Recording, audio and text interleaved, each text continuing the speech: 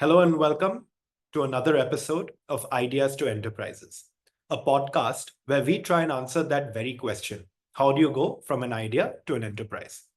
In this series, we speak with builders, operators, investors, and business leaders to try and understand from them and hear their stories, to try and get from their advice that answer. How do you build a better business? Today, we try and understand one thing.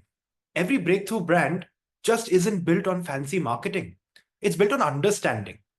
You see, businesses are built of and by people, and people love stories. The right story, then, when told correctly and packaged correctly, can have an incredible impact on your business. But how do you do that? How do you craft a compelling narrative for your brand? How do you make sure that that is resonating with your customers, your investors? In today's episode, we discuss all of these questions and more with a guest that I'm very excited to have, Vineet Singh.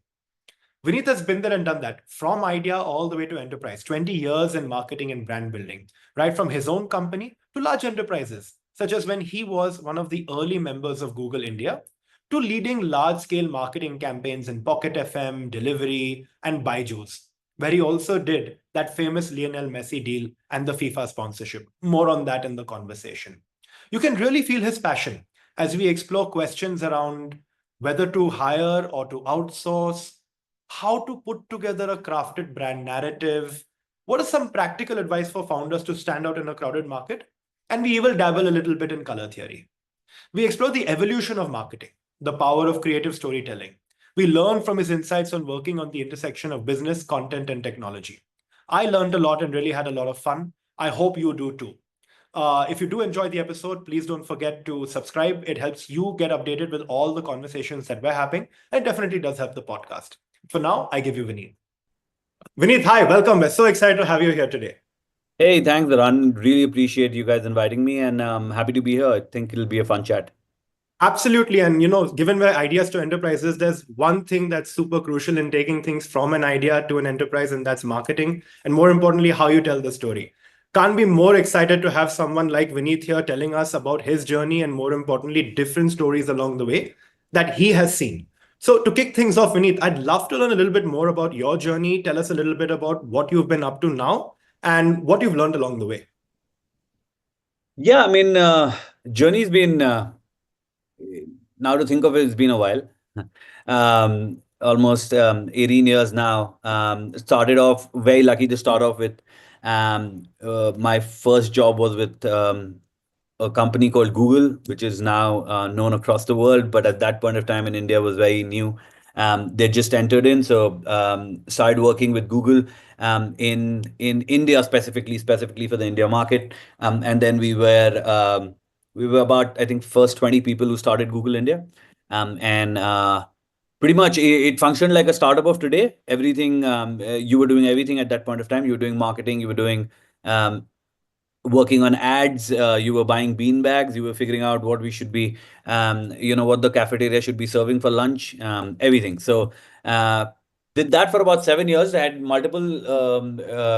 worked on multiple teams across Google, but I think my foundation of marketing came in for my last 3 years at Google, where I was working with the emerging business group specifically, where we were helping the emerging businesses like clients like auto, government, and a few other pieces to just figure out how they could use YouTube and Google in a more efficient way to enhance their marketing and brand building.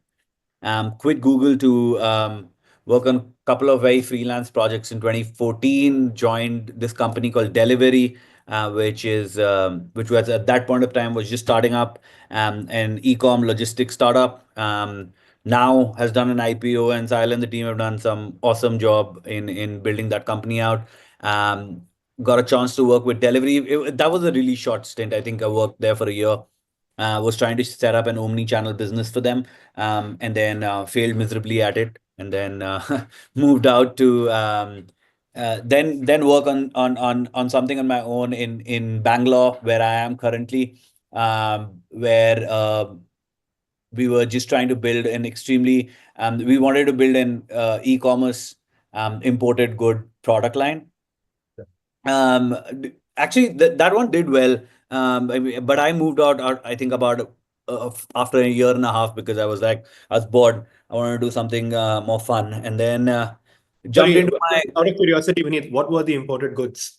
So we actually, so one of the cool things that we realized, right? We saw that there were so many really cool products across the world, but they never entered India because they felt that India logistically was going to be extremely difficult, and Indian market did not import them in because they thought these products would be really expensive. So we started off with knockaround sunglasses, which became really famous in the US, and we got them to India. And when you got them to India, even when you got them to India with all the prices that were attached to it from shipping and logistics and everything, it would still cost the end user like about 750 to 1200 bucks, right? So anything in between.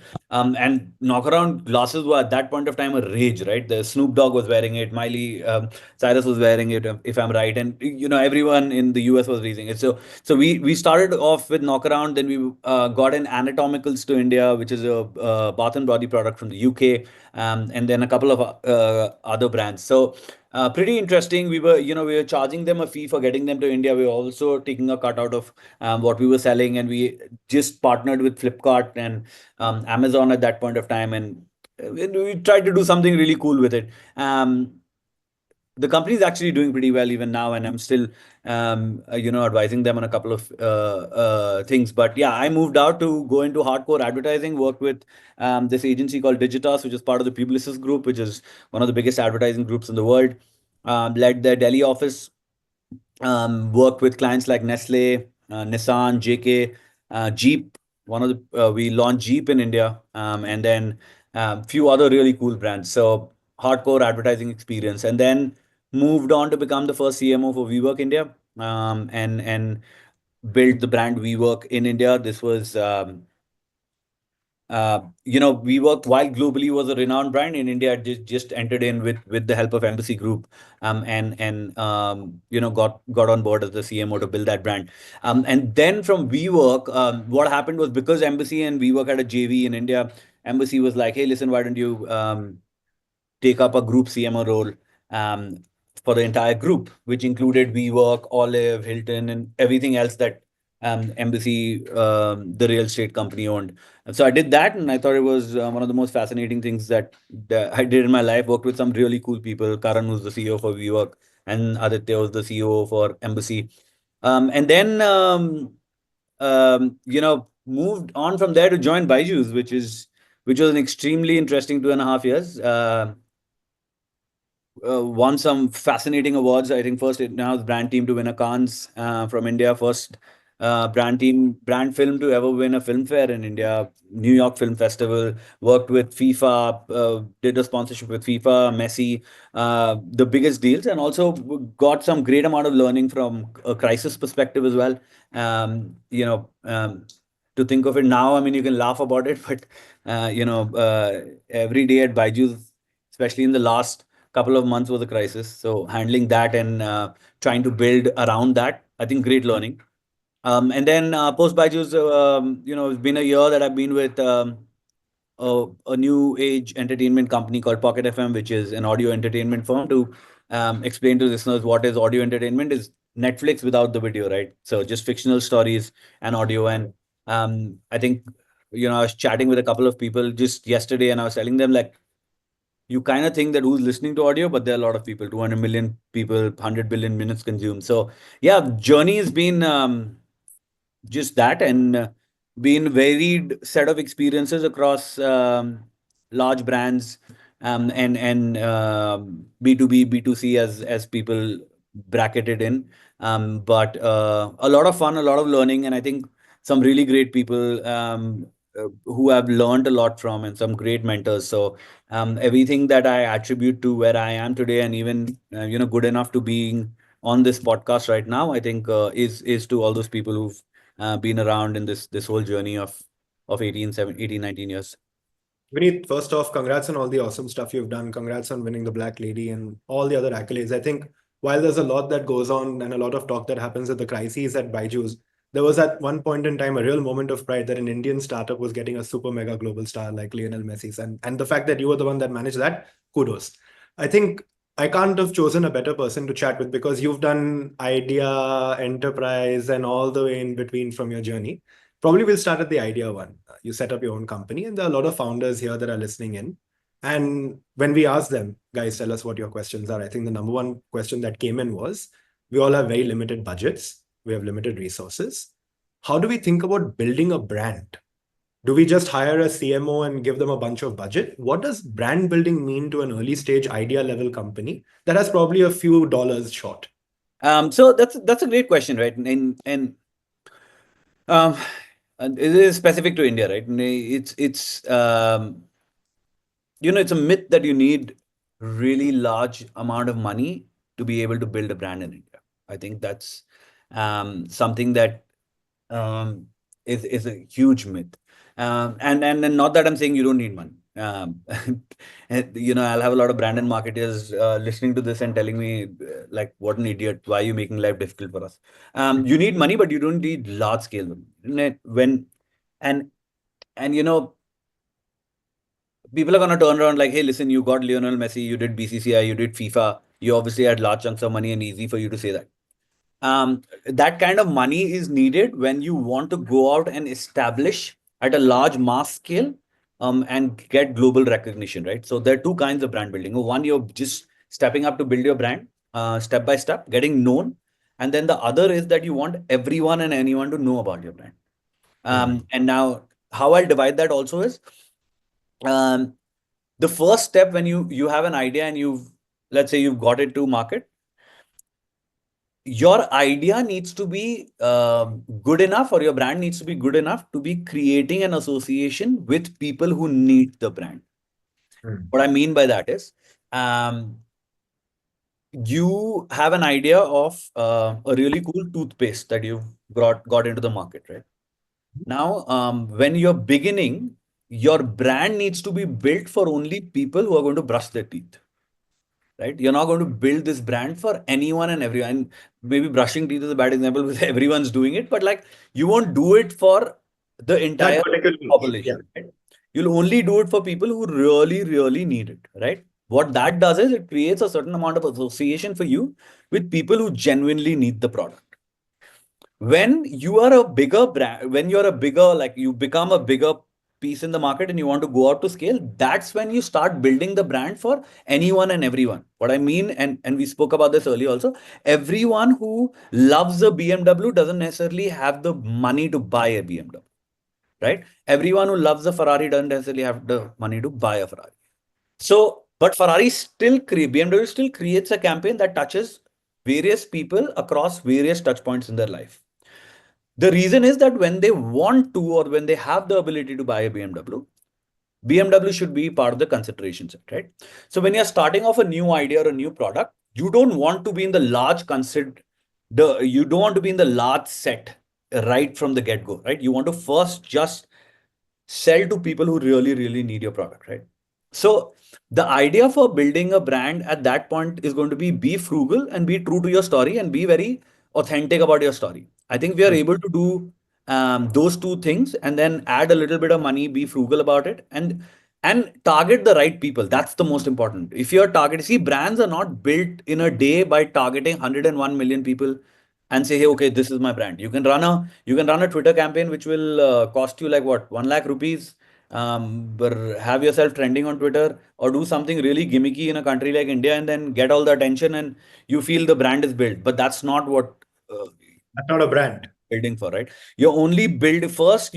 First step is to build for people who need the product, and then go about, once you've captured that kind of audience, then you start expanding your audience, and that's when you start spending money, and also you'll have money by then because you're going to be selling through your brand building that you've done. So I think that's the way I look at it. I think it's a very simple piece to do. And you also ask, should you get a person who knows marketing and then get a CMO, give them some money and then let them do it? I think it's important for you to identify people who understand marketing in your system, and get them to run this for you. And that's important. I'll tell you why. Marketing or branding is like driving. Everyone thinks they're good at it, right? But only few people know how to do it, and very few people know how to do it well.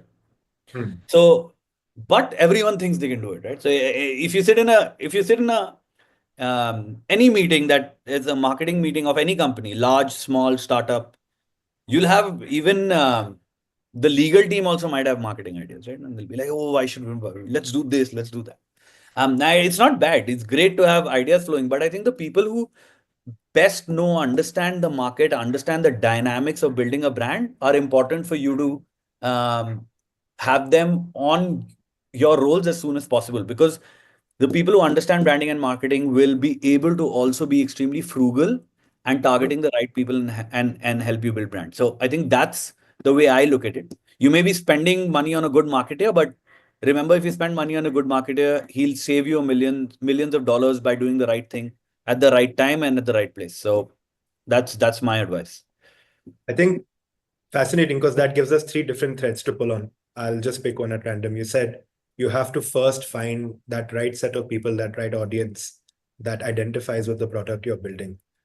Easier said than done, right? A lot of times identifying that ICP or even just the core persona that you should be going after tends to be a journey of discovery for founders. Yeah. Do you have any advice or any stories around how best that should be done? How do you identify who your early adopters or your early audience should be? Simple advice on that is, before you identify the persona for your for who you're going to be selling to, you need to identify and really know your product really well. I Mhm. think that's the first most important step before you even go out to identify your customer, right? Like, what is this product? Who is this made for? What problem is it solving? Um, if you have a detailed, very broken down, nuanced answer to each of those three questions, I think finding the consumer and the character persona of the consumer is not going to be very difficult, because it all is going to stem from what your product is or what you're trying to sell. So instead of complicating it by just see, it's not an out in process, it's an in out process, right? And what I mean by that is, like, just know everything about yourself, your product, and what is the core problem it's solving, and then everything else falls into place automatically and very well. What mistakes a lot of people do is, um, you create a product, or you create a brand that you want to sell to people, but you at some point of time don't even know what kind of problem it's going to solve. You know that it is going to solve a problem. Where and what and when is it going to solve it is something that you don't understand. And that's something that if you know really well, then you know which consumer persona fits in. So I think the first part is identifying yourself or your product a lot better as compared to what you do now before even going to a consumer, because post that, the consumer persona is extremely easy to crack. Gotcha. I think what I'm hearing is it's kind of product led, right? What you're saying is know thyself to know thy customer. Yeah. Makes a lot of sense, right? Let's take the toothpaste example and run with it. If, for example, I'm building something specifically for folks that have very bad cavities, that's what the product is, and it becomes a little easier to identify, hey, this is Yeah. the kind of folks that I want to go after.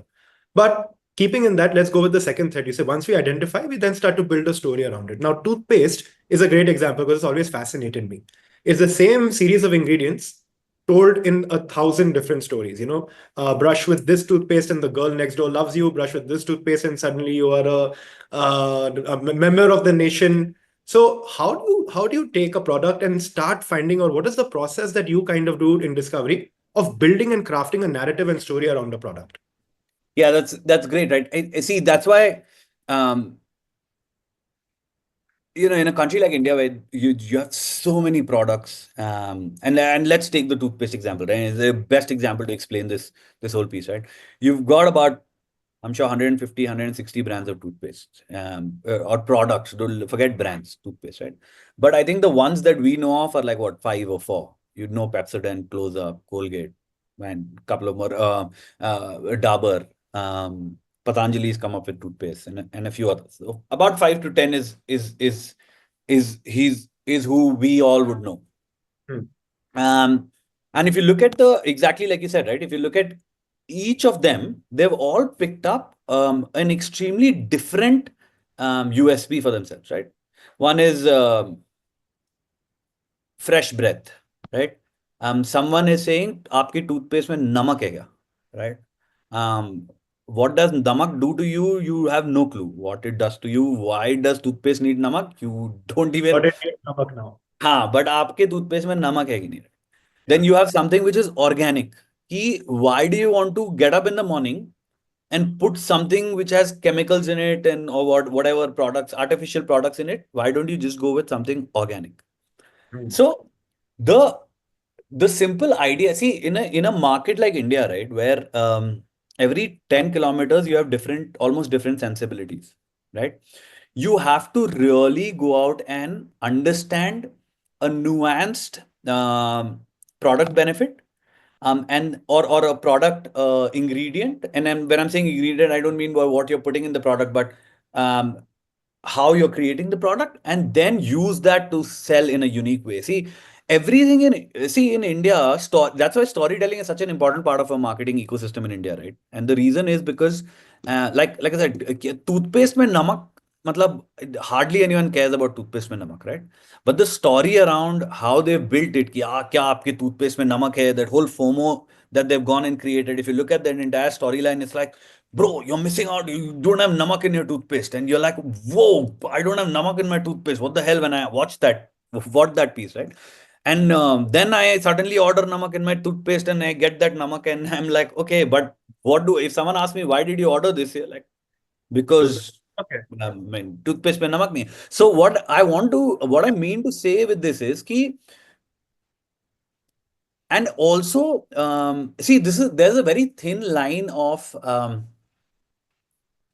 and I'm trying to word this correctly so I don't it doesn't sound controversial. But what I'm trying to say is there's a very thin line between building a story and narrative which is true to your product, or just going out and building a story and narrative just to sell, Yeah. right? Now that is important for you to understand, but an extremely important storyline is very important for a cluttered market like India, where there are about 10 different people with 10 different views who are watching you. You need to be able to create a story which dissects across these 10 different people and able to get hold of you so that you become one of those 10 brands that you remember when you go to sleep. Hmm. So I think what is going to be important is the storyline that you derive from the core product story. Again, understanding a product, figuring out, okay, these are few things that I'm trying to solve with my toothpaste. Okay. Like you said, let's take cavity for an example, right? No one right now, I think there's just one toothpaste that's talking about going into details of tooth decay, Hmm. right? A lot of them are talking about fresh breath, they're talking about organic, they're talking about namak, they're talking about a few other things, but no one in detail is going into decay of tooth. So Hmm. imagine if we can come up with something where, okay, if this toothpaste is good enough to stop cavity, then throw that into the To space. make Especially with now people getting more and more conscious about health and fitness. I think that is something that you can go out and call out and say, hey, listen, my product is going to help you with cavity, and this is how it's going to stop cavity. So that becomes your core storyline that you then stick to and then you sell with. So I think that's again, like I said, we go back to identifying your product well enough to be able to carve a story which can then be pushed out. I don't know I if that think made sense, but I'm just trying to. it did, and actually, it takes me on a tangent that I want to actually go deeper into because it's so fascinating. And I think this question, at least the answer to this question, will be super helpful to a lot of the folks listening, right? So take us to the boardroom or take us to the agency floor. Let's say I'm coming to you with a product, right? What is the set of questions that you would ask me to really uncover or understand my brand story? We can do toothpaste. It doesn't really matter. What I'm more interested in is learning. Okay, what are the set of questions you even begin with? Yeah, I think to see what I'd want to know is everything from your product perspective, right? Like, hey, listen, it would start off with what is the product, right? Let's say you say it's toothpaste. Right. Okay, why did you think of creating a toothpaste in an already cluttered market of toothpaste, right? Um, okay, then you say, okay, because I was thinking this cluttered market, the problem that it wasn't solving was cavity, and I wanted to get something specifically for cavity. Mhm. Okay, what does your product have that will stop it from creating this whole cavity story that you want to build out? Answer to that question, and then going out into what was the thought process in creating this product? when you really thought about this product of creating a toothpaste, how did you go about zeroing in that this toothpaste is going to be the one that is going to sort cavity out? And then also, I mean, as a marketer or as an agency, you'd like literally go into, especially for an FMCG product, you'd actually want to get into like details of every ingredient that has been put in that toothpaste, right? Because you never know, you could come up with, I mean, you may have ashwagandha in your toothpaste, and I might be sounding really silly because ashwagandha can't be in a toothpaste. So this is just an example that we're trying to build, and there may be ashwagandha in the toothpaste that I can use to sell in my marketing campaign, right?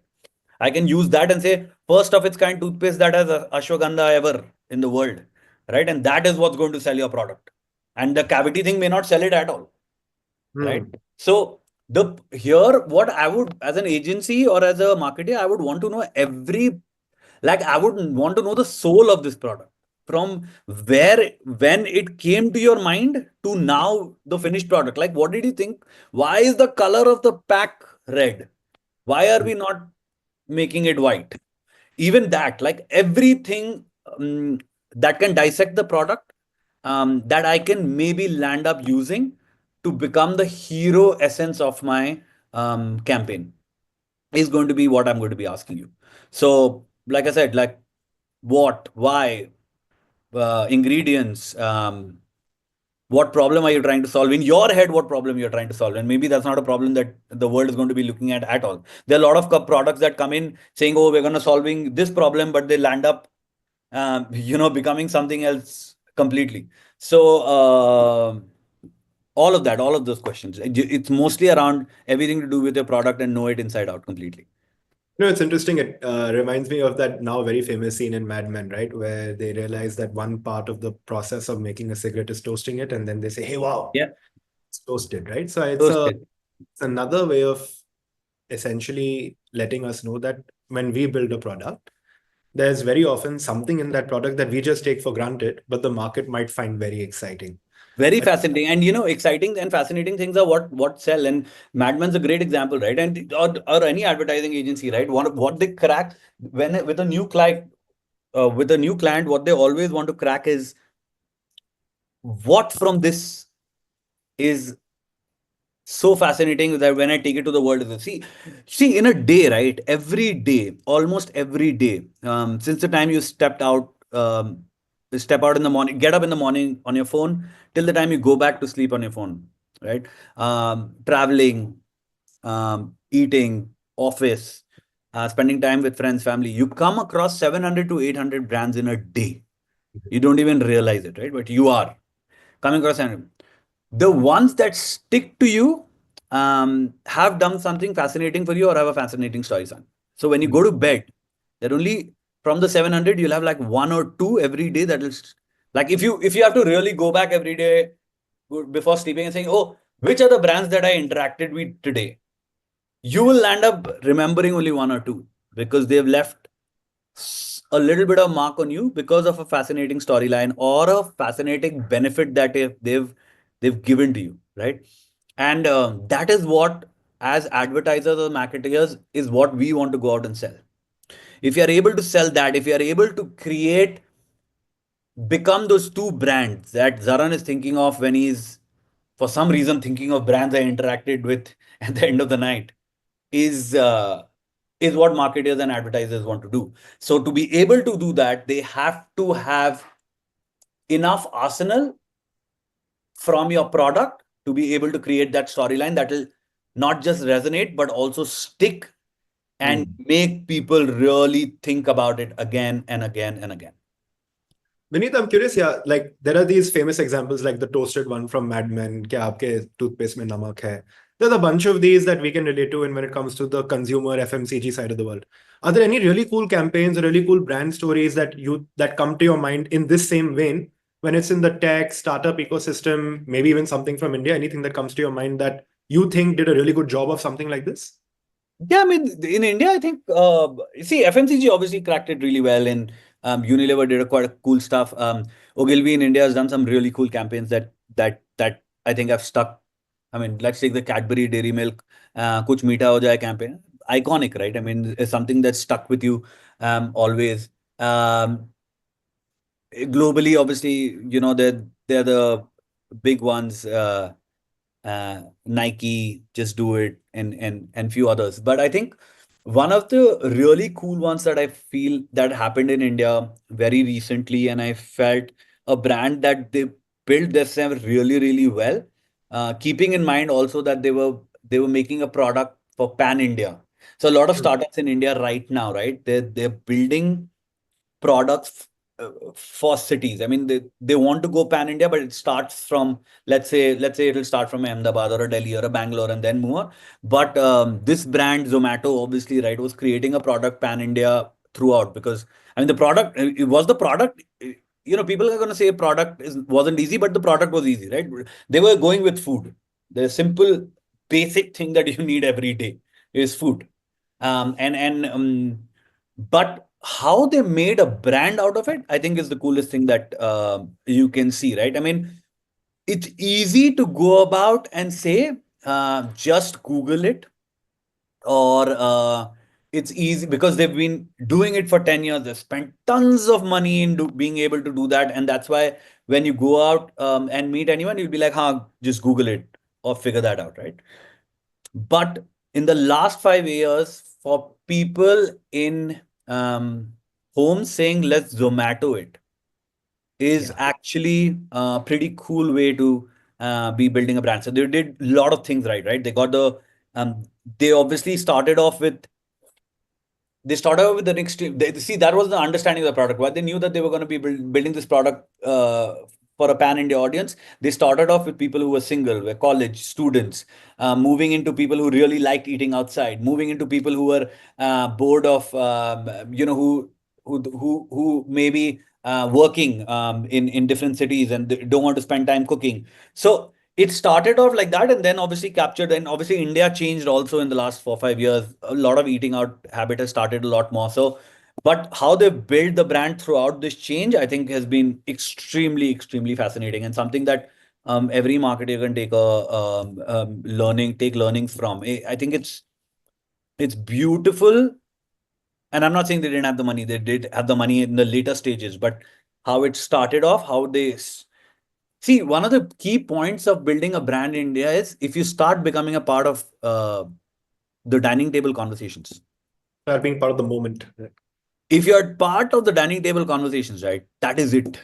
That is it. You are striking gold, and they did that really, really well.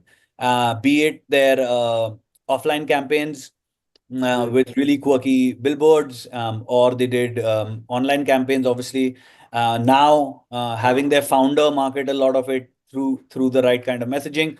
They've changed their messaging, not messaging. They've changed their brand tonality with time and the fun stuff that they're doing, and they've built the brand really well. So Zomato, I feel, is a great example. Uh,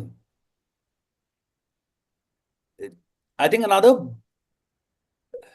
See, and there's another exactly opposite to that. Another brand that I feel has done really good job in India, and it's a legacy brand that didn't spend a lot, but were able to build a storyline on extremely great goodwill, and that was the Tatas. Oh. If you go out and when was the last time you saw a Tata ad?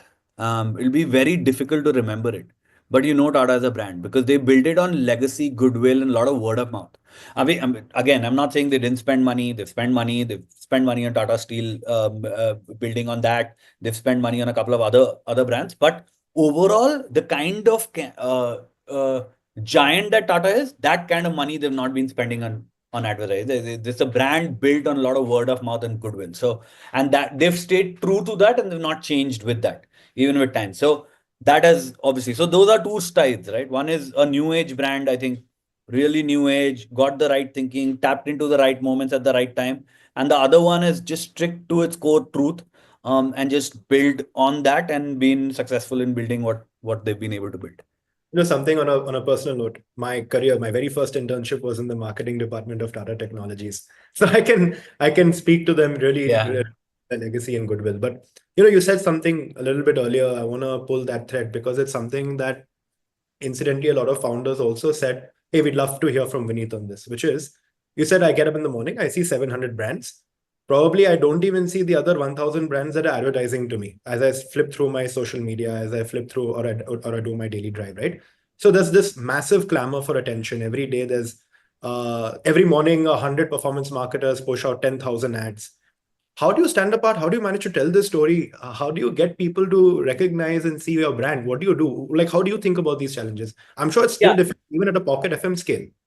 yeah. I'll tell you what. It's actually 10,000. I mean, I think you were very kind when you're saying 10,000, 20,000 ads thrown at you every single minute. And also, our attention span has decreased so much.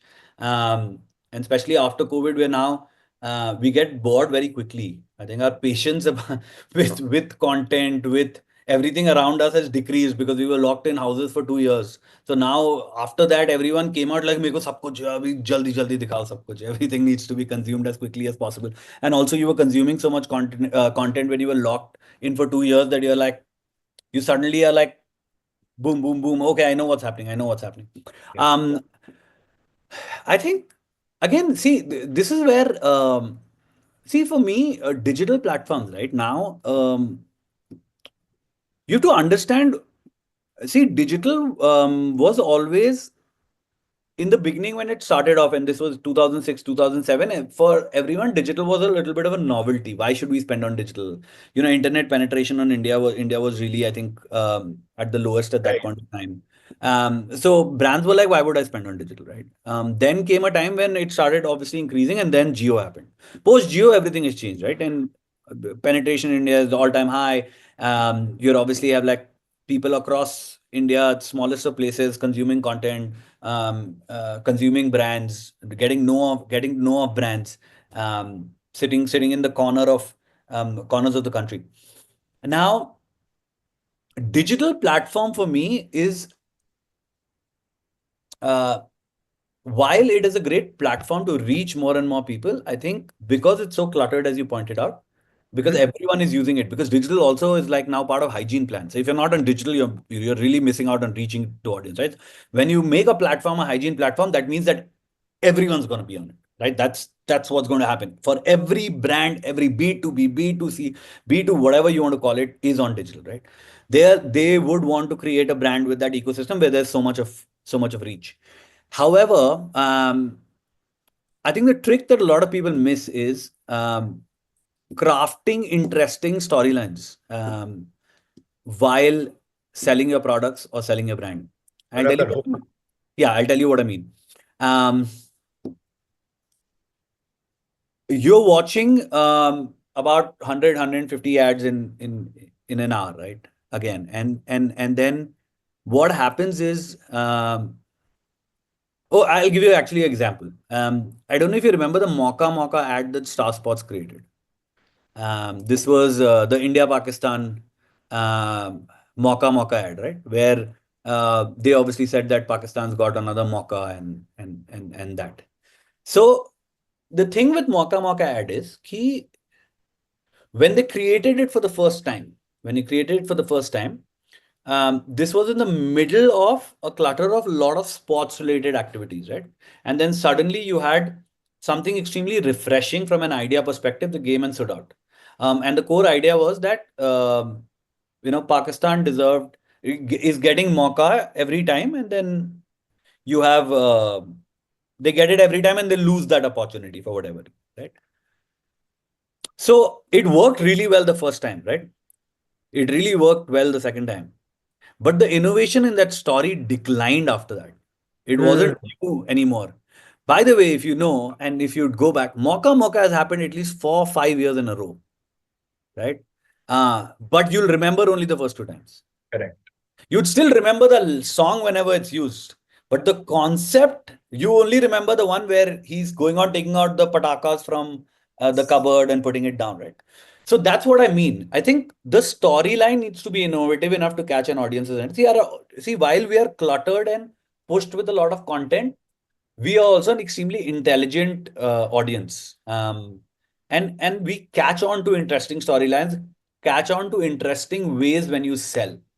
If you're able to see, you have those 7 seconds. If you're able to grab that attention in those 6, 7 seconds, create a really crafty storyline, you will be able to do it. And why I gave you the Mocha example is that that innovation only stays for that much time.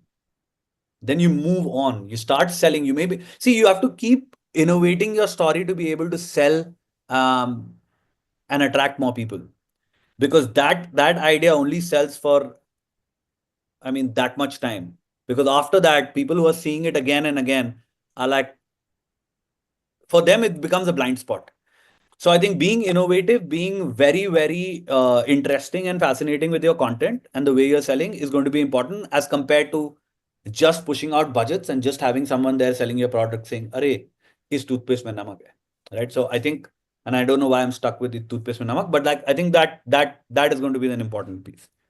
Absolutely. I think it's an interesting balance you have to strike, right? Like Ogilvy famously said that you're not talking to a standing army, it's a marching band. So there is value in having your message repeated, but don't make it stale, right? Like you Yeah. have to, number one, craft a compelling narrative. And once you found something that sticks, tell it in an innovative way. You don't have to necessarily change your overall positioning, but tell it in an innovative way. I think that is super interesting. Vineet, why don't we talk a little bit about what something like give us an example of something you've done, right? Give us like a challenging marketing situation, or a way in which you were able to birth a campaign. Could be for any one of the companies, maybe at Pocket, maybe at Byju's or prior, and tell us a little bit about how that campaign evolved. I think that'll be interesting for us to learn So also. yeah, I think I'll go back to Byju's example, right? And because I was talking about Zomato and I was talking about food as a product, right? Food as a product is extremely, um, again, something that everyone wants to do. Everyone wants to try new food. So the product was easy, as I would call it, right? The concept of ordering from outside and getting it delivered to your home wasn't, but the product, the core product was easy, right?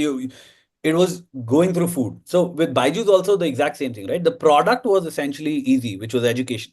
Everyone wanted, everyone wants good education, because and this is not just about India. It's about across the world. A lot of people think that education um, is directly proportional to money, lifestyle, and everything that you do in life, right? And so the core product was easy, but the concept of online education, right? The concept of online education was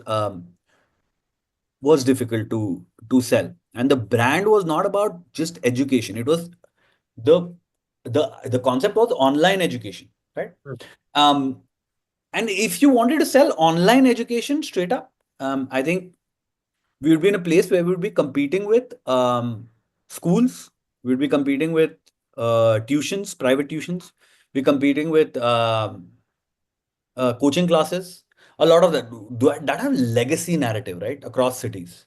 Um, like for example, if you go to a Patna right now, you will see that a entire neighborhood is going to the same coaching class. Because there's so much of legacy that comes with, okay, ये अच्छा पढ़ाते हैं और ये sir अच्छा पढ़ाते हैं, so यहीं भेजेंगे हम, right? um, so what the challenge with Byju's was, how do we go out and sell this whole concept of online education, right? And for us, the nuanced idea that we got from that was, it wasn't about online education at all. What we started selling out, which people started associating, and that's what we got brand ambassadors to talk about, was, we said that, hey, listen, you have a class 7 student, biology student in Delhi, and you have the same class 7 biology student in, let's say, Jabalpur, right? They are learning the same chapter, same concept from different teachers. But keeping in mind the kind of facilities that are available in a Delhi versus a Jabalpur versus the logistics that are available, the difference in what they're learning or understanding is going to be a little different. It Hmm. would be up, down, right? What Byju's would help you do is level the playing field. You will learn from the best of the best sitting at your home, irrespective where you are. You could be in Ladakh, you could be in Delhi, you could be in Patna. You will be learning from the best of the best sitting at your home. That became a cool selling point for everyone who grabbed onto it, and especially during COVID, because then in COVID, when everyone's sitting at home, they didn't have access to teachers. You were like, oh, okay, my quality education that my kid is getting or I am getting is not getting affected, because I may not have to go to my local teacher. I can learn from the best teacher, let's say of India, sitting in a room, in my room, and still learning from him. That's what we started selling with. So when I was talking about, that was for us the innovative storyline. But at the end of the day, it was online teaching, right? For us, it was, that was what was innovative about us. That was what we went to the consumer with. We went to people with the story that, hey, listen, you could be living anywhere in this country, but we are not just about good education, we're also about equal education everywhere. Great teaching from anywhere in the world to anywhere in the world.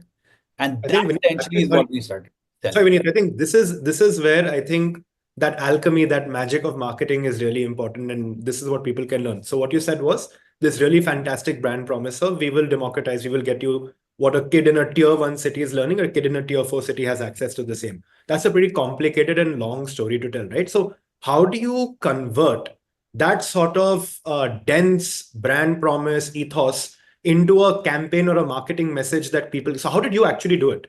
What did by Yeah, I think see we uh, I think just from that brand thought, we zeroed in on what's the easiest way to communicate this out, right? And there were multiple aspects to it. Obviously, at Byju's at that point of time, you had a significant amount of brand budgets, right? And again, what we wanted to do was we wanted to get into, because, and also, okay, so there's another really cool point. I think with Byju's also, we wanted to be a part of every dinner conversation, right?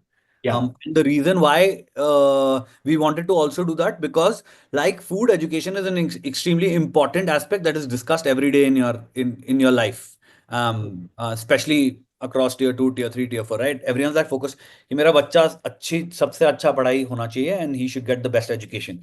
I mean, look at my parents, right? They made so many sacrifices just to make sure that I and in the right place and the right education. So we wanted to be able to tap into dinner table conversations, right? And the first thing first was that because we had money, we tapped into one of the things that gets you to every Indian household is cricket. So we partnered with BCCI. We obviously put ourselves on the Indian cricket team's jersey, and suddenly everyone who was watching an India match was like, okay, what the hell is Byju's? Like, what? What is that? And suddenly your search spike went up really quickly. And that was one thing. I'll come to the messaging right in the end. And then we obviously went and partnered with one of the most loved people in the country, which was Mr. Shah Rukh Khan, right? And so two things, right? One was cricket, and one is the movies that people in India are crazy about. In cricket, we had Byju's, and then in movies, we had Mr. Shah Rukh Khan, right? And he came in and he said, um, and then we said, we that brand concept of democratizing education, right? We said, like, if we go and start explaining this, it's going to be a Hmm. problem. And people are going to be like, "You can." We're going to be spending. Yeah. I mean, ad space was getting as expensive as possible, right? So what we then zeroed down on the fact was that you know a lot of पढ़ाई से ना लोगों को डर लगना शुरू हो गया. And Hmm. the reason why people are scared of education की they feel it's pressure see people make it forced, right? कि ये पढ़ना ही पड़ेगा, तुम्हें करना पड़ेगा, करना पड़ेगा. Like I hated maths. Like I, for example, when I was a kid, I hated maths because my dad used to keep telling me maths karo, maths karo. I used to get 0, 1 out of 100, and I'm pretty ashamed about it. But like I used to really hate it. I never used to try. I didn't go towards it, right? So a lot of people have that fear with education or subjects, right? So we were like, how about we tap into that fear and then push out this whole idea of democratizing education, right? So we came up with a tagline of "Come fall in love with learning," right? So what we went and said that, okay, there's a huge fear for against education or against subjects. What we're gonna go out and say is that we're gonna tap into it and go and tell people that Byju's makes you fall in love with learning. So it stood out for parents because suddenly parents were like, hey, listen, I am pretty much, what is this product that will make my kids fall in love with education or learning? And for kids, it stood out because you had, and we obviously, the whole, how we built the storyline, there were a lot of colors to attract different kinds of audience. So for kids, it was more like, hey, listen, this looks, what will make me fall in love with learning something that I really, really hate? And when they came in, the second line of communication, come fall in love with learning, learning from the best teachers from across India, right? So I think what we did is we layered the communication of democratizing with fall in love with meaning. We got that insight of people being scared, people being running away from learning. So we Mhm. said this product, because and also because we used to use a lot of videos, concepts, all of that, right? So we said our product is going to make you fall in love with learning. And that essentially hit, right? And that's when we got Mr. Khan to go out on TV and say, "Hey, listen, come fall in love with learning." So people saw us on the cricket field with Byju's, and then saw Mr. Shah Rukh Khan selling us in the same ad, during the same ad break of a cricket match, saying, "Byju's will make you fall in love with learning." And that essentially, when people came in there, then the messaging, the second line of messaging was, "You're learning from the best wherever you are, at the best available cost." And that's how we went and cracked that entire plan. I think that's fascinating, right? It almost sounds like while that was the core thing, it was superseded by that insight of love for learning. And I think Yeah. that is something we should all take away. So rather than just say what we think the customer should hear, we should make the customer feel something. And you can Yeah, and only also remember, right? A broccoli with a coat of chocolate is amazing. Uh, so that's a great marketing insight for anyone, right? Hmm. A lot of time, product insights or what you want to sell is broccoli. A Correct. lot of time, that layer of chocolate is the bait that gets people to understand, at least come to you, closer to you. And then once they've tasted it, they realize, oh, it was broccoli, but oh, broccoli is healthy for me. And that's why Hmm. I'm eating it. So that's essentially how this plan was completely derived. Yeah. Vineet, I wanted to riff on something. You said it a little earlier. I want to pick up on it and I want to make sure I understood correctly. You said in the different campaigns or in the different visuals, we had different colors to attract different types of people. Talk a little bit about that. I thought that bit was fascinating. Yeah, so see, when you're selling a product like education, you're not just selling to see the decision maker. The primary decision maker is the parent, right? Mm. Secondary decision maker is the student.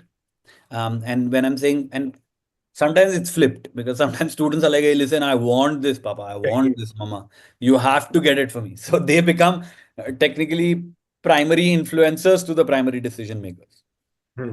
Um, so we clearly understood that, see, the parents didn't care about what colors and all of that, right? They clearly what they wanted to hear was the messaging and the what core truth of the product was, which was love with learning and democratizing of education, right? That's essentially the two core truths of what parents care about. But to attract the kids, I think while fall in love with learning was a great thing that attracted kids, we also wanted to make this whole the advertising. So if you go and look for Byju's ads, you'll see even when Mr. Khan is talking, there's a lot of videos playing, there's a lot of colors being used. It's just to fascinate the primary audience who's gonna learn and also become primary influencers to the primary to the parents to be get attracted to this. So I think for us was, because we had two sets of audience, we wanted to, so in our communication, we used a lot of colors, a lot of videos, a lot of animations to just fascinate people and students to, whoa, wow. For them, it's a wow moment. Okay, a lot of animations. Oh, what is this color? If you're showing that to parents, parents are like, listen, good marks. Mm. Will my son or daughter learn something out of this? Will be they able to understand better? For them, that was the question. For the kids, the initial check-in was, wow, learning. Okay, I learned this concept through animation. I learned with this so many various experiments and colors and videos. So to tap into that, you had to. So, and that's a great insight for any marketer, right? When you're tapping into multiple, you could be selling a product where you have different influencers or different stakeholders.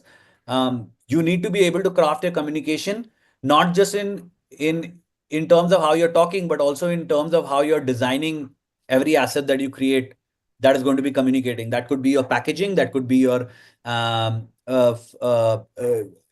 your ads are going to show, how your design templates are going to come out. So you need to keep all of those audiences in mind. And just from the Byju's example, just to end this thought is, once a once a parent signed up or the kid signed up, the bags and the products that used to go, was essentially an extremely colorful bag, a lot of cool stuff in it, lot of colors being played, because that was going for now the student who becomes the primary audience in this case. And when they look at it, bright colors, really cool popping boxes, innovative looking boxes, they would get really excited with this, right? That's the first touch point with the brand, and they'd be like, "Wow, this is so cool." Imagine I'd send that into in a brown box, just with a tab inside it, and be like, "Okay, this is your Byju's product. Start learning." You're essentially defeating the purpose that you started with, which is fall in love with learning. So you were making it fun and engaging throughout your communication line for the primary audience that is going to learn from you, by, and obviously the colors, the videos, animations that you can use, marketing tactics that you can use to just attract and create that kind of engagement from your audience. It's this is the part that's really like blowing my mind because we talk to gaming companies and first time user experience is something we talk about a lot. And this sounds like it seems like a lot of thought has gone into just a bag. And that Yeah. is technically the first time user experience. But the one that I want to touch upon comes earlier. Fellow foot soldiers in SaaS will tell you that we have the buyer and then the actual user. And this is a fantastic example of crafting a campaign that has something for both. I Yeah. don't think we figured that out in SaaS just yet. Or I don't think there's a lot of great examples of it. But I found that to be fascinating, where you have the core message going to the buyer, which is the parent, but the colors, the animation, the excitement feeling in the background playing for the user, which is the Yeah. student. So I think for a lot of founders building and thinking about their own market, some solid lessons to learn there. We don't have to get into it too much, but you touched upon color, and I'm a failing student at color theory. Certain colors are supposed to elicit certain emotions. Do you want to just talk a little bit about that? Because I think that is also a fascinating example of the human condition. Yeah, I mean, see, a lot of bright colors are associated with, bringing out a lot of excitement for you. The specific colors like orange, red, something that elicit a certain amount of emotions when people look at it. Then there are colors that are associated with getting a little more somber, reaction out of consumers. There's a lot of research on color theory in terms of what colors you should be using to be uh, eliciting what kind of response. And it's sad that a lot of people don't use that research in um, building their design language specifically, because that design language is what, see, your ad, right? Let's talk about this, and I'm glad you brought this up. It's pretty interesting piece. um, your ad that you see on TV, right, is an ad that you'll see for 10 seconds or 12 seconds or 30 seconds, right? And then let's say make up your mind to buy that product. Let's take this marker, for example, which is in my hand, right? You decide, it says, this is a Hold marker. it up to the camera once, just so we can see Yeah, it. so this is a marker, and I'm not going to turn it around. I'll tell you why I won't turn it around. But so this is the marker that's been being sold on TV. There's an ad for it, and you decide, okay, I'm going to buy this marker. It's a uni marker, and you're like, okay, hey, listen, I'm going to buy this. I need a marker, and you buy this marker. And if this marker just, but when this marker comes with with the brand written this way, right? You suddenly feel like, oh, suddenly this is not a marker anymore, right? It's something cool. It's something that can stay around. It can stay on your study table. It can sit here, um, and it can be cool. It doesn't need to go into the pen stand or back in. And that is what we don't land up spending a lot of time on, right? As designers, and design is the core part of marketing function. I said there's so much research on colors, on why you should be creating an experience for your product once it reaches your consumer's hand. It's not just about the usage of the product. It's also about how it makes them feel when they first see it. Exactly. When they freaking see that box, that colorful box, or whatever color. And I'm not saying it doesn't have to always be red, yellow, green, and make it the brightest, that you need to wear sunglasses to open that product. That's not what I'm saying. I'm saying use the color there to get the right kind of response, get the right kind of excitement going, get the kind of buzz going. When they look at it, they feel warm about it. They feel that, wow, yeah, want to open this. It's not sitting in the corner for the next 5 days, and waiting to be opened. It should be like, hey, listen, wow, I know what's inside this. I know what I ordered, but I want to open it right now. Yeah. And I think those are extremely important pieces, and that's an extremely important part of marketing, because everyone thinks marketing ends for you once the person has bought the product. I think marketing and branding starts for you once they've bought the product. I think that it's very different, right? It's not when they've bought it. It's when they've bought it, it's entered their house, is then when your job starts. Because then they become your brand ambassadors.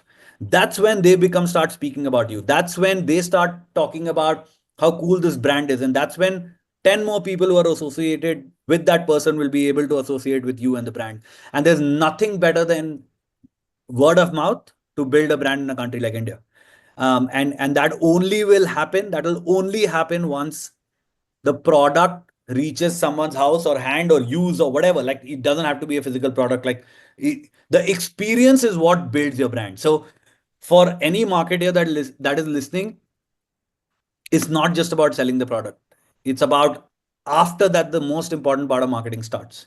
Um, it's always for marketing is like, okay, I've given this many conversions, done, sales ka target meet ho gaya, chalo, let's go. I mean, your first question also was, right, like, should we be spending enough money? How do we build this brand? You build your brand. That's why I said you don't need to need huge amount of money to build a brand, because you're building brand after you've reached that person's house, building a brand after you've reached a consumer's mind. You're building a brand after they've interacted with you, because brand is built when Zaran then talks about. So, is Zaran enjoying this conversation that he's having with Vineet as a brand? That's not going to happen right now. It'll happen at the end of this conversation. Anyone who's listening it, end of the conversation, they'll be able to like, hey, listen, I kind of got some insight out of it. Hey, Amit, do you want to tune into this podcast? That's when brand building starts. Brand building is not about everything that happens before. So yeah, sorry, a little passionate about that. So the monologue went on.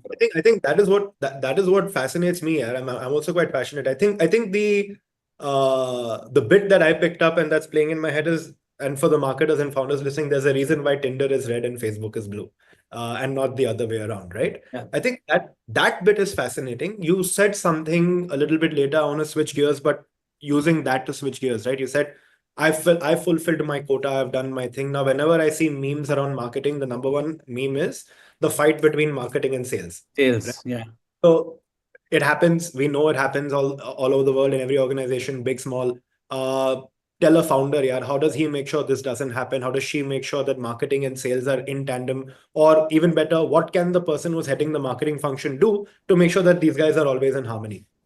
Yeah, I think, see, I'll tell you what, right? I think it's like a bad relationship. You can't live without it. You can't, uh, you can't live with it. It's always been the case, and I find it extremely fascinating on why. And it's a question that I've also, I'm still searching the answers for. Luckily, in places I've worked, I've not faced the challenge, because also if your founder, your sales leader, and your marketing leader is is is in a good tandem and understand what needs to be done, I think it's a pretty easy thing. See, it's a very simple relationship. But like all simple relationships in this world, it's made complicated, right? Hmm. The There are two different departments building towards the same goal and more. And I'll tell you what I mean, right? I think for sales, simple, and let's just take a very simple sales functions. KPIs are sell, and be able to sell to a certain amount of targets that they have, right? And more importantly, if they sell, and for marketing, the job is to help sales sell, give them enough ammunition for them to sell.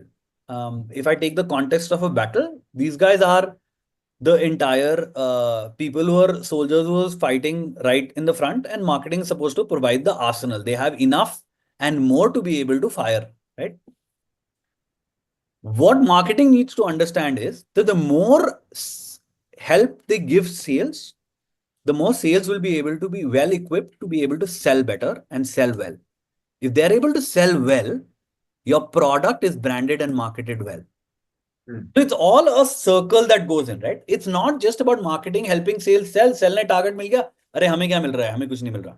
Actually, the more of your products are in the market, that is helping you as a marketer, as a brand, because your job is becoming a lot more easy, because you have so much less to do in the next time when the sales team goes out to sell or goes out to battle. So I think how you're going to solve it is just getting. I think if the leaders are in understanding of that, and see what's worked for me is, um, I've always see you can't have an ego battle with between teams, right? And especially sales and marketing, and that's something that challenges most founders. I think the simple thing is if you're all aligned to understand. Like I tell my teams across wherever I've worked is that for the sales team, right? For the sales team, we are a support function which can help them do the best that they can to be able to go out into the market. Equip them with the best and create a scenario outside in the market that there's a lot of uh, pull sales happening as compared to push. So that will Mhm. make their life superbly easy and they'll be happy. And for them, if you're able to do that, I think there's complete harmony.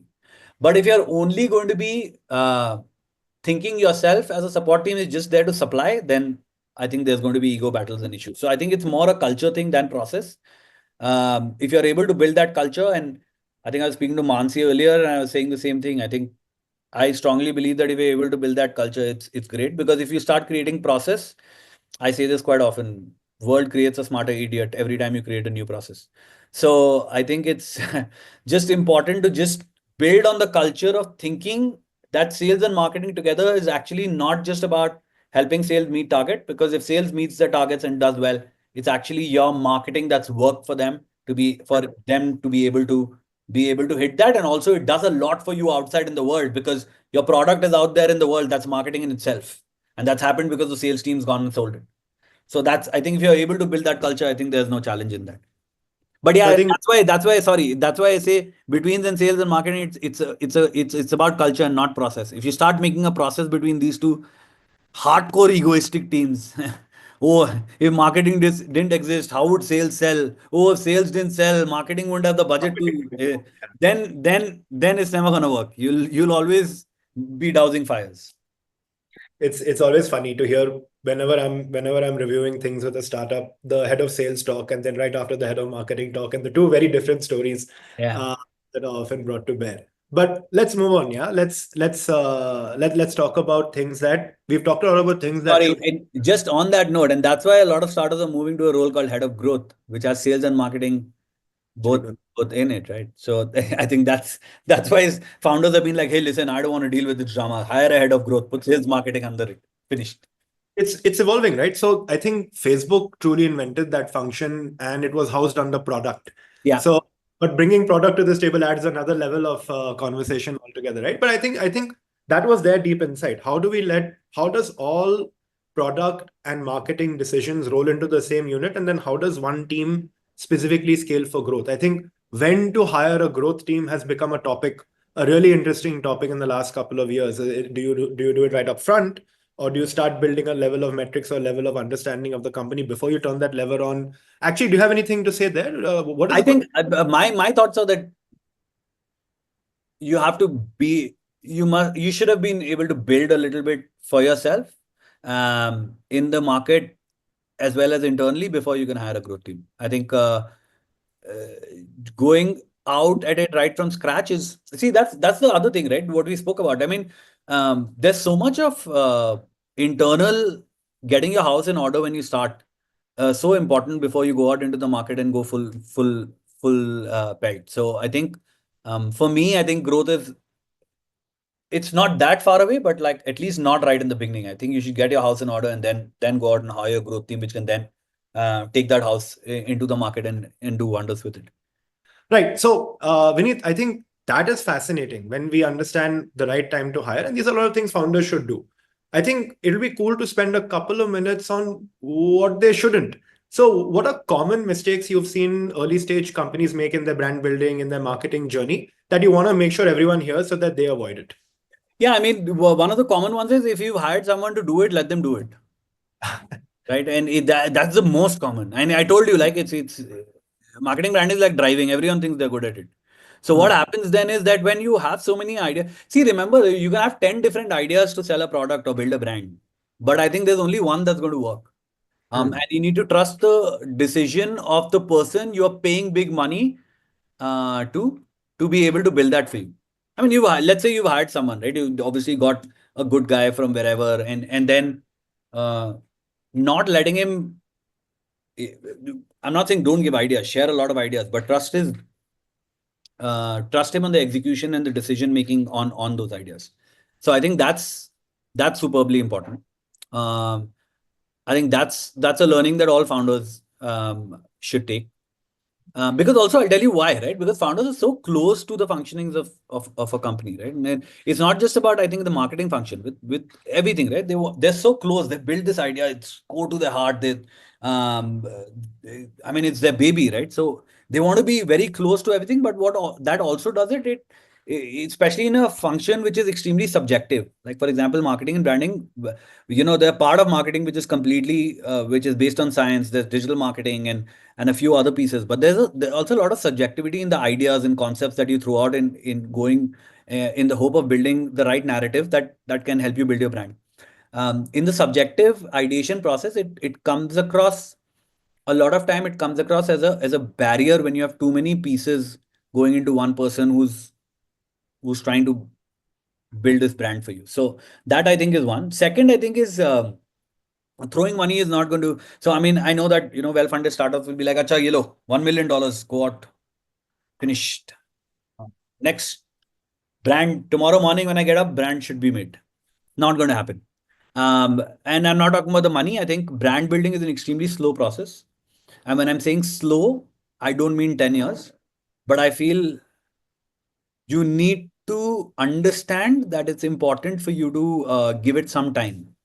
And that's also not just because of how you're building the story, but also because of how consumers are going to accept your story, how they associate with it, how they relate to it, and then how they accept it, and then how they take that acceptance and move forward with it.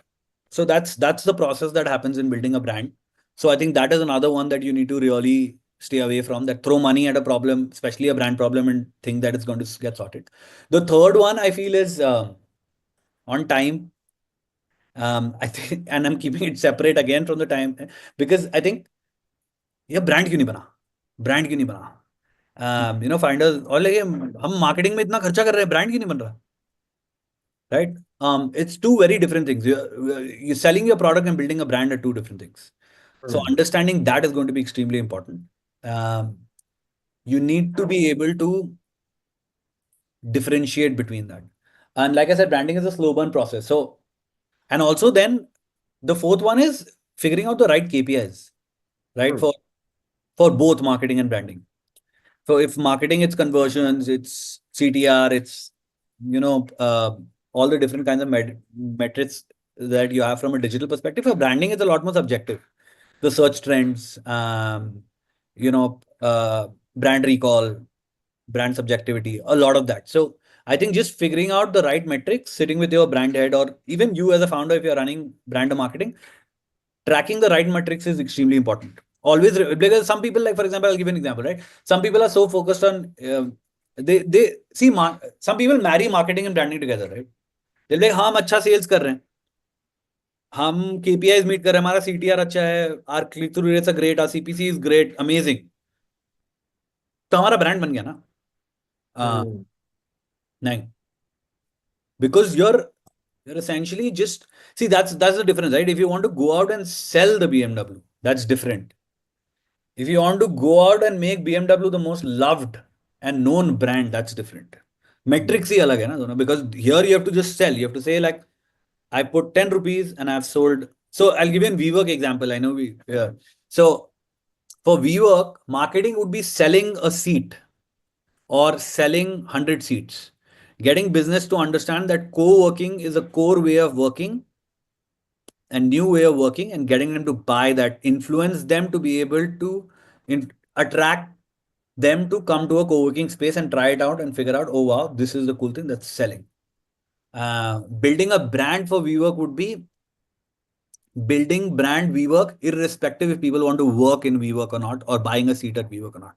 When they look at a WeWork and they're like, whoa, I want to be here. Right? Array, I want to be here. My office, I hope, was here. I hope my office was at WeWork. They don't even have a call to take. They must be working in an organization which is sitting at a really fancy embassy tech park, for example, in Bangalore. They're like, "Arey yaar, mera office Vivo." Whenever they cross, they're like, "Oh, mera office." Here." That's building a brand. They're two very different uh, metrics completely. So that's the most important one: figuring out the right metrics and the right balance, and then thinking about that. So yeah, those four uh, pieces. I think it's really cool if you could riff on the last one a little bit more. So the difference between the metrics and marketing, or even just the difference, a lot of times people wrap all of it into one big head of marketing, right? So riff on that a little bit. How do you view the difference in marketing and branding? If you want, you can use Pocket FM, what you're currently doing as an example, or the metrics you're tracking. You don't have to give the numbers, but just the core metrics that you're looking at on the brand side, on the marketing side. So it's a bit more concrete for people working on a similar platform. Yeah, so that's great. See, let's take Pocket FM for an example, right? I think what's Pocket FM is a company, is an audio entertainment firm, right? We have multiple pieces of content that we put out into the market that people listen into. And like I said right in the beginning, example, like Netflix has multiple pieces of content, right? Uh, for us, the product, what we need to market is what people have to listen to. The shows. Again, give you a Netflix example of the same thing is House of Cards is coming on Netflix. You're marketing House of Cards, you're not marketing Netflix. Correct. Because you want more people to listen to House of Cards. So you're tuning into House of Cards, House of Cards, House of Cards. Your ads are House of Cards, come Kevin, what's Kevin Spacey. So in our case, we're like, hey, listen, we're going on YouTube. We're like, hey, Insta Millionaire, one of our big shows. Come listen to Insta Millionaire. Hear the story of Lucky. Lucky's going rags to riches. Wow. So what happens? That's hard play marketing, right? What happens there is a user looks at it like, wow, Lucky went rags to riches. I want to listen to this. Come. Okay, Pocket FM. Let's start listening to the story. That's marketing. Branding is when Pocket FM is selling Pocket FM as a brand. Product is the content. Brand is when Pocket FM puts an out which says, um, let's say it says, why are you listening to podcast? Listen to Pocket FM. That's branding. Where you're saying, hey, listen, we are a platform that has multiple products. And give you a Hmm. Netflix example. When Netflix goes and does an event like Tudum, Yeah. that's a branding event. That's not a marketing event.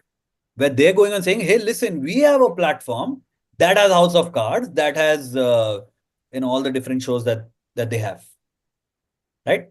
But they are branding it they're branding it as a platform that has content which is going to entertain audience. In our world also, it's the same thing, right? Building a brand for Pocket FM is different from building marketing for the content products that exist. Does the product have enough to become a brand? Yes. What I Hmm. mean by that is tomorrow, in again Netflix example, House of Cards can become a brand on its own. And then you make, and let's take an Indian example that people will associate with, let's say Mirzapur Hmm. from Amazon Prime, right? It was a product that's become a brand of its own. And then you diversify the brand into movies, into different other products. You make movies out of it, make series, you make multiple series, maybe merchandise at some point of time, and then go out and create it. But that started off as a product. So for in our case, branding would be when I'm pushing this platform out and saying Pocket FM is the next form of entertainment that you should be listening to. Pocket FM is the content, audio content is what you should be listening to. Category, creating a category for audio, is that's branding. And when I'm selling Insta Millionaire, when I'm saying Saving Nora, when I'm selling Ek Ladki Ko Dikha and saying, oh, fascinating story, you've not listened to it, taking tidbits of the story, that's marketing. So the metrics for both is extremely different, right? For in Pocket FM, I'm looking at establishing a category for audio series where I'm looking at metrics like share of voice. I'm looking at metrics like search volume. I'm looking at like how many people are searching for search volume. Are people searching for Insta Millionaire? That's a marketing KPI. People Hmm. are looking for Pocket FM. That's a branding KPI. So my search volume comes there. And on the content side, I'm looking at conversions. How many people are coming into my app? How many people are downloading the app post watching my ad on Insta Millionaire or Saving Nora or Ek Ladki Ko Dekha? So the very, very different metrics. And from the content world, it's easy for me to explain because the entire content world is the same challenge, right? The brand is the platform, the product is the content. Hmm. Uh, A lot of times you'll see product becoming bigger than the brand. Hmm. Mirzapur, for example, House of Cards, for example. And then the brand has to then come up with another branding piece to Elevator. elevate and become top of the, and especially for content platforms, that's a huge challenge. So yeah, those are the kind of different ways you're No, looking at branding and marketing. said the content coming out is the product, and when I was doing my little bit of research, I saw a couple of stats that staggered me. Could you tell us a little bit about how content is performing at Pocket FM? I heard some revenue numbers, but I'd like to make sure that they're correct. Yeah, I think I mean, like I was telling you right in the beginning, 100 billion minutes consumed in 2024 itself. People are I think we've done about 1,000 crores in revenue. The numbers that are out there are filed numbers. We're sitting on a unique part of this is that we are a microtransaction model, where essentially you pay as you go, and it gives the power in the hands of the users. So you're not subscribing and paying a one-time fee. For now, you're doing microtransactions, and um, we have in 100 crores in India is considered to be the golden benchmark for movie industry. We've got about, I think, three series or four, if I'm right, seven series that have crossed the 100 crore marks in just revenue from microtransactions. So I mean, it is fascinatingly. People say it's the next, and everyone's been that I've been speaking to say that audio is the next form of entertainment that's gonna. I feel it's already arrived. A lot of people are consuming it across the world. US is one of our biggest markets. India, obviously, is another one.